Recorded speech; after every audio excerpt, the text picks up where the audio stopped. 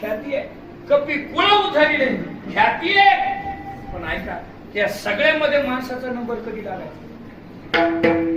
ज्या वानरांना, ज्या माकडांना पाला खाऊन कडुलिंबाचा तो भगवंतासाठी काम करावं लागलं, तो त्रेतायुगामध्ये, द्वापार युगामध्ये भगवंतांना त्यांना लोण्याचे गोळे दिले ना महाराज. आपण भागवतामध्ये ऐकलं. ऐका, भगवंतासाठी काहीतरी करता आलं.